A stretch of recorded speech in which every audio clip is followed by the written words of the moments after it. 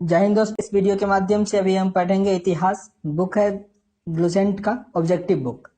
और इतिहास में अभी हमने 2 एक्सरसाइज बस कंप्लीट किया है। आज ये तीसरा एक्सरसाइज है महाजनपद काल, जो 600 ईस्वी पूर्व से लेकर 325 ईस्वी पूर्व तक चला था।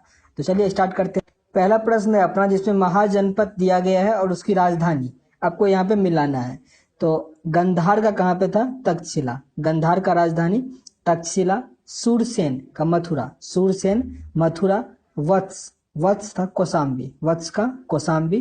कौशल का श्रीवास्ती, श्रावस्ती। फिर से रिपीट कर लेते हैं इसको। गंधार, तक्षशिला, सूरसेन मथुरा, वत्स कौशाम्बी, कौशल का श्रावस्ती। ऑप्शन नंबर ए यहाँ आपका सही आंसर होता। हर्यक वंश के लिए किस शासक को कुनिक कहा जाता था? हर्यक वंश के लिए किस शासक को कुनिक कहा जाता था? अजात शत्रु को, अजात शत्रु को। अजात शत्रु किस वंश से थे? तो हर्यक वंशी। बहुत इंपॉर्टेंट है ये। किस शासक ने गंगा एवं सोन नदियों के संगम पर पाटलिपुत्र नामक शहर की स्थापना की थी? ये किया गया था उदयन के द्वारा, उदयन। ऑप्शन नंबर बी सही है। शिशुनाग वंश का वह कौन सा शासक था जिसके समय में वैशाली में द्वितीय बौद्ध संगति का आयोजन किया गया? उसे काकवर्ण के नाम से भी जाना जाता था। यह था कालाशोक। कालाशोक को ही काकवर्ण कहा जाता था, जिसने वैशाली में द्वितीय बौद्ध संगति का आयोजन करवाया था, और वह शिशुनाग वंश का शासक था। 323 ईस्वी पूर्व में सिकंदर महान की मृत्यु कहाँ हुई थी? सिकंदर महान की मृत्यु कहाँ हुआ था? बेबीलोन, बेबीलोन में। सिकंदर महान एवं पोरस, पोरस को ही पुरु कहा जाता था।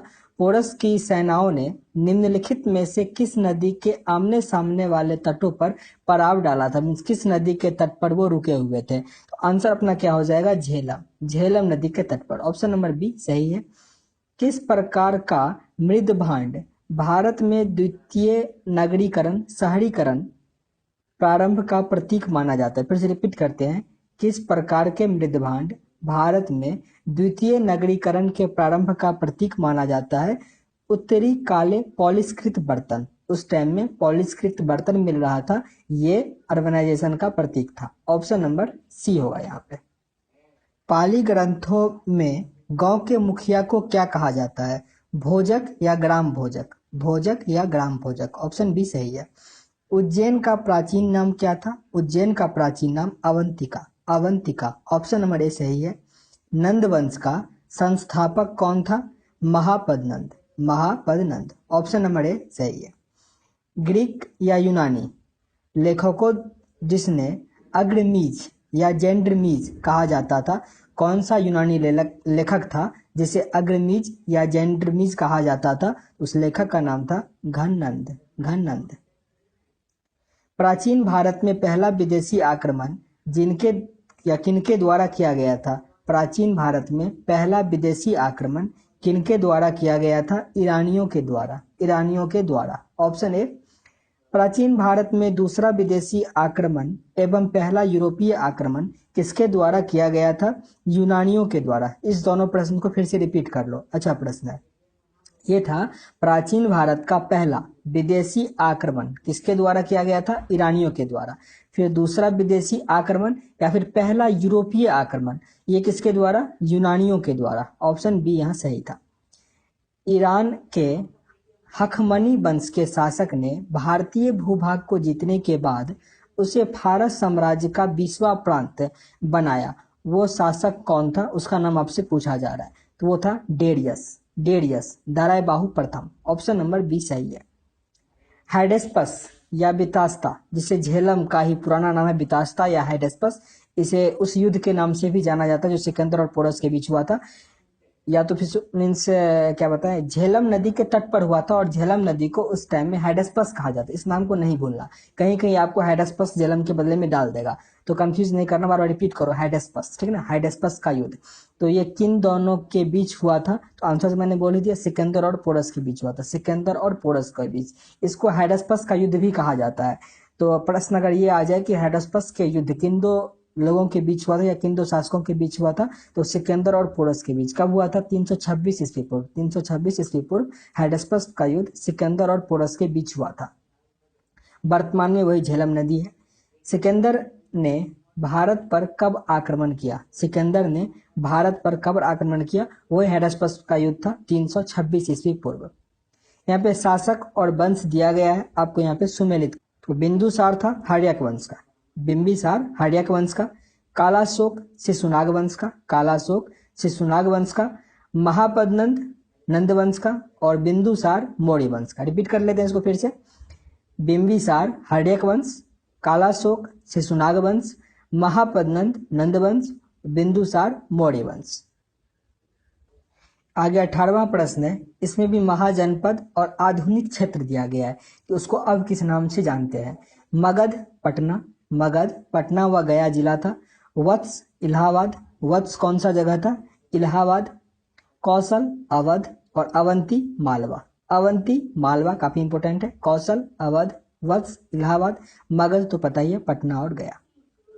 मगध की प्रथम राजधानी कौन सी थी? मगध की प्रथम राजधानी कौन सी थी? गिरिव्रज या राजगिरी। ऑप्शन नंबर सी। किस शासक द्वारा सर्वप्रथम पाटलिपुत्र का राजधानी के रूप में चयन किया गया? मीन्स पाटलिपुत्र को किसने राजधानी बनाया था? उदयीन के द्वारा, उदयीन। ऑप्शन नंबर सी यहाँ सही है। 16 महाजनपदों की सूची उपलब्ध है किसमें? 16 महाजनपद का सूची उपलब्ध है अंगुत्तर निकाय में। बहुत इंपॉर्टेंट प्रश्न है ये। अंगुत्तर निकाय में 16 महाजनपद का सूची मीन्स उल्लेखित है। निम्नलिखित में से मगध का कौन सा राजा सिकंदर महान के समकालीन था? निम्नलिखित में से मगध का कौन सा राजा सिकंदर महान के समकालीन था? तो घनानंद, घननंद। ऑप्शन नंबर बी, ये नंद वंश का था। प्रथम मगध साम्राज्य का उत्कर्ष किस सदी में हुआ था? प्रथम मगध साम्राज्य का उत्कर्ष किस सदी में हुआ था? 6ठी सदी ईसा पूर्व, 6ठी सदी ईसा पूर्व।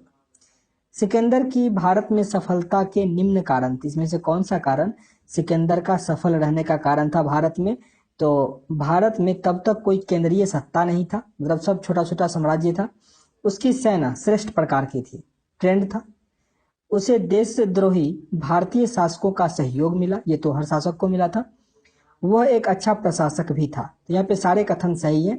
डी 1, 2, 3, 4 सारे कथन सही है, जिसके कारण सिकंदर को भारत में सफलता मिला। या फिर ये सारे कारण, चाहे बाबर आ गया हो या जो भी आया हो, ये सारे कारण उसको भी हेल्प करता था भारत में सत्ता स्थापित करने के लिए, चाहे अंग्रेज का ही हो, तो इसमें भी वो हेल्प किया था।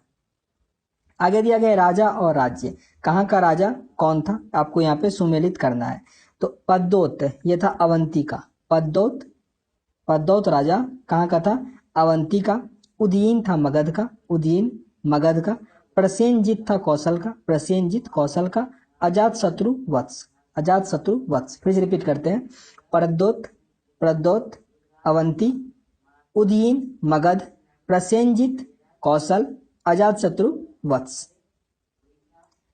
आगे दिया गया है, अभिलेखीय साक्ष्य में प्रकट होता है कि नंद राजा के आदेश से एक नहर खोदी गई थी।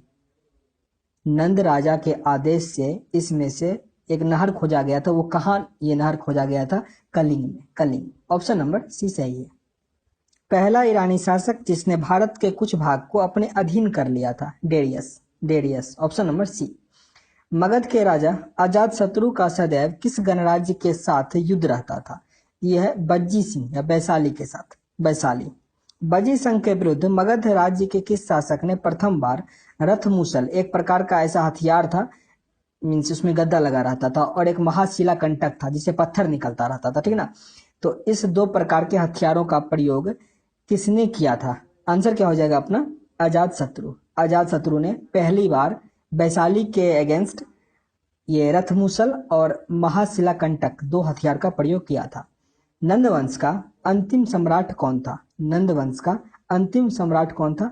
धनानंद या धननंद। भारत में सिक्कों या मुद्रा का प्रचलन कब प्रारंभ हुआ? भारत में सिक्कों या मुद्रा का प्रचलन कब प्रारंभ हुआ? 600 ईस्वी पूर्व, 600 ईस्वी पूर्व। निम्नलिखित राजाओं पर विचार करना है, मीन्स अजातशत्रु दिया गया है, बिंदुसार और प्रसेनजित। इनमें से कौन कौन से बुद्ध के समकालीन थे? बुद्ध के समकालीन इसमें से कौन थे? अजातशत्रु और प्रसेनजित, अजातशत्रु और प्रसेनजित। ऑप्शन नंबर सी सही था, 1 और 3 बस सही होगा। 6ठी सदी ईसा पूर्व के दौरान बड़े राज्यों के उदय का मुख्य कारण क्या था? छठी सदी ईसा पूर्व के दौरान बड़े राज्यों का उदय हुआ। इसका मुख्य कारण क्या था?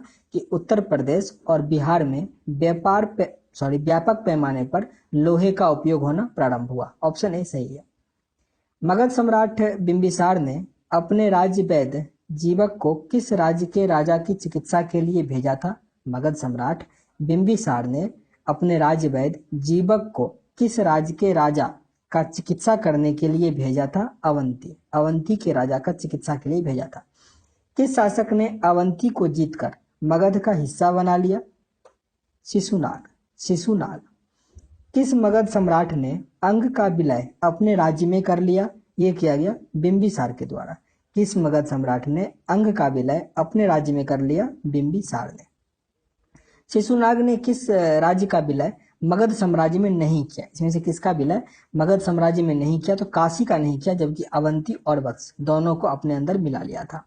काशी और लिच्छवी का विलय मगध साम्राज्य में किसने किया? काशी और लिच्छवी का विलय मगध साम्राज्य में किसने किया? मीन्स काशी का विलय अभी हम पढ़े थे कि शिशुनाग के द्वारा नहीं किया गया था, तो किसके द्वारा किया गया था? अजातशत्रु के द्वारा। अजातशत्रु ने काशी और लिच्छवी को मगध में मिला लिया था। मगध साम्राज्य के बारे में इसमें से कौन सा कथन गलत है? तो इसमें सारे कथन सही है। पहला कथन है पुराणों एवं महाकाव्यों के अनुसार इसकी स्थापना बृहद्रथ ने की थी। मगध साम्राज्य का स्थापना बृहद्रथ ने किया था। महापद्नंद ने इसे सर्वाधिक विस्तार प्रदान किया तथा सर्व छत्रांतक क्षत्रियों का अंत करने वाला एवं इकराट की उपाधि धारण किया। महापद्नंद को दो उपाधि प्रदान किया गया, सर्व छत्रांतक और इकराट का उपाधि। तीसरा कथन है ग्रीवरज, राजगिरी, पाटलिपुत्र और वैशाली क्रमशः इसकी 4 राजधानियां बनी। तो ये तीनों कथन सही है, आपको तीनों कथन याद करना होगा। ऑप्शन हमारा डी हो जाएगा, कोई कथन गलत नहीं है।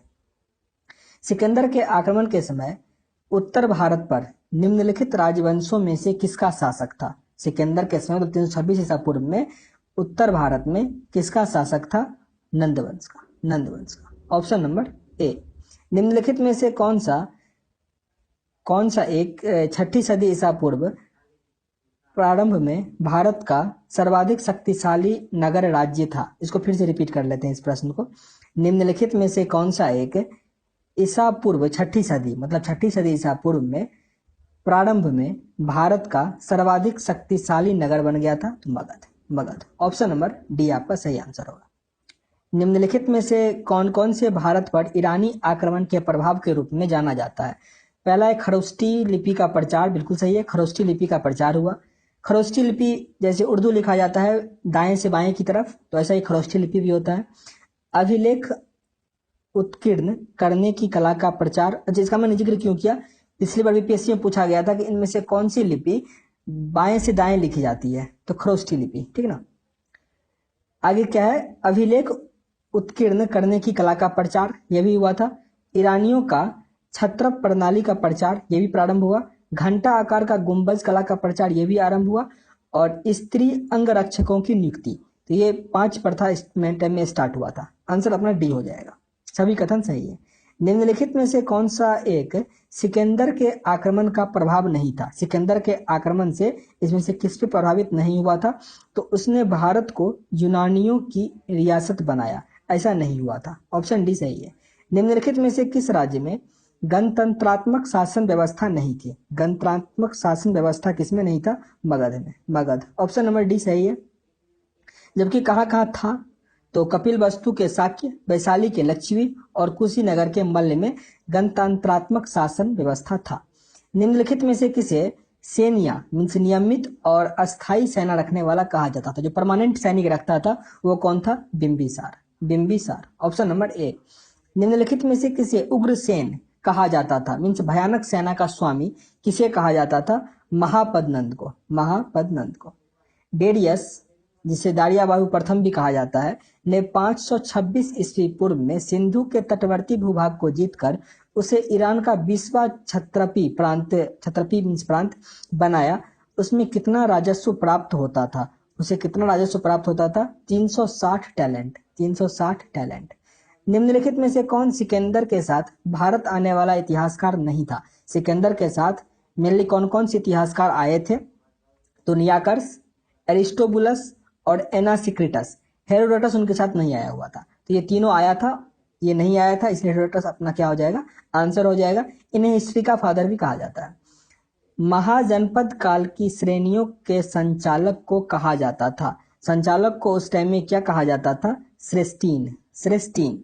आगे प्रश्न है, गृहपति का अर्थ क्या होता है, गृहपति का अर्थ क्या होता है, धनी किसान, अमीर किसान। ऑप्शन नंबर ए सही है। यहाँ पे फिर सुमेलित करना है, सूची 1 और सूची 2 दिया गया है। अष्टकुलक ये होता था एक परमादर्शी संस्था, परामर्श देता था। महापात्र ये उच्च कोटि का अधिकारी होता था। बाली साधक किसानों से कर वसूलने वाला अधिकारी। शैलिक या शुल्क अध्यक्ष ये शिल्पियों व व्यापारियों से शुल्क व चुंगी वसूलने वाला अधिकारी होता था। ऑप्शन ए यहाँ आपका सही है।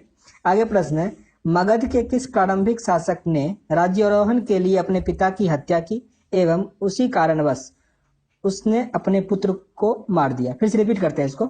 मगध के किस प्रारंभिक शासक ने राज्यारोहण के लिए अपने पिता की हत्या की एवं इसी कारणवश अपने पुत्र द्वारा मारा गया। आंसर क्या है, अजात शत्रु। अजात शत्रु ने ऐसा किया। विश्व का पहला गणतंत्र वैशाली में किसके द्वारा स्थापित किया गया था। ये काफी अच्छा सेंटेंस है। वैशाली जो है विश्व का पहला गणतंत्र है, समझ लो। विश्व का पहला गणतंत्र कौन सा है, वैशाली है, जिसे किसने स्थापित किया था, लिच्छवी ने किया था, लिच्छवी। Option number D. आगे सुमेलित करना है, महाजनपद दिया गया और राजधानी दिया गया है, इसमें से कौन सा सही है आपको सुमेलित करना है।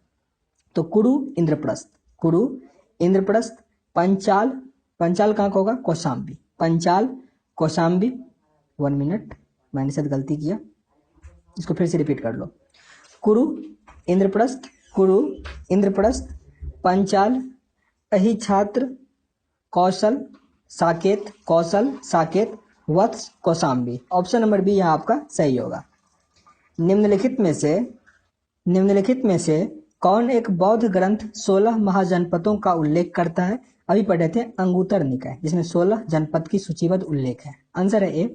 6ठी सदी ईसा पूर्व का मत्स्य महाजनपद स्थित था। मत्स्य महाजनपद कहाँ स्थित था, राजस्थान में, राजस्थान में। तो आपका ये खत्म हो गया। आगे धार्मिक आंदोलन का पार्ट फेज 2 है, तो वो हम अगले वीडियो में पढ़ेंगे। सेशन अगर अच्छा लग रहा हो, कुछ सीखने का मौका मिल रहा हो तो जरूर लाइक कीजिएगा, नहीं पसंद आ रहा हो डिसलाइक भी कीजिएगा, पर शेयर जरूर कर दीजिएगा और चैनल पे नए सब्सक्राइब भी कर दीजिएगा। मिलते हैं नेक्स्ट वीडियो में, तब तक के लिए जय हिंद।